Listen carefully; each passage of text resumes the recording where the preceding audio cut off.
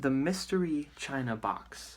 In China, this is nothing more than a children's toy. It's a little plastic box. It has a front, it has a back, and it has two plastic tubes in the middle that are clear. There's also a hole in the top, and this hole only leads to the long tube. It also comes with a couple of, actually 3 beads. It comes with green, red, and yellow beads. And it's a game, but it's a game that is akin to what here in America I would call a Ouija board. It's very similar in the fact that it's actually calling upon spirits. This innocent little toy, which has marveled kids for centuries in China, actually has something much deeper going on. I'll show you exactly how this process works. You have these 3 beads, you drop them into the hole at the top, and obviously they're going to go into this tube. Now, it doesn't matter if we keep the box open, if we close the box. If I drop these in one at a time, well, of course, they're going to appear in the same order that you drop them in.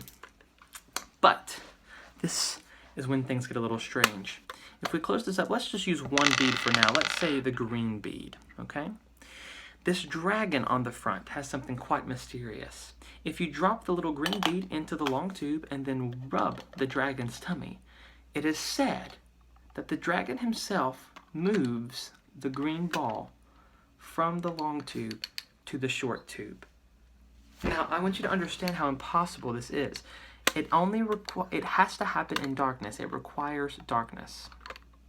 And yet the dragon moves the ball from one tube to the other. His spirit, his soul, whatever you would like to call it, actually moves the ball. Literally, there's no way I can get this green ball inside of that small tube. Even if I tilt the box this much, if I drop it inside of that hole, it's not going to go down to the small tube. It has to go into the long tube. And the more I tilt, the more it actually goes inside of the long tube. As miraculous as it may be, there's literally no way to get that green ball into the small tube. It's impossible. And yet, if we drop that green ball into the long tube, rub the dragon's tummy, somehow he moves it into the small tube.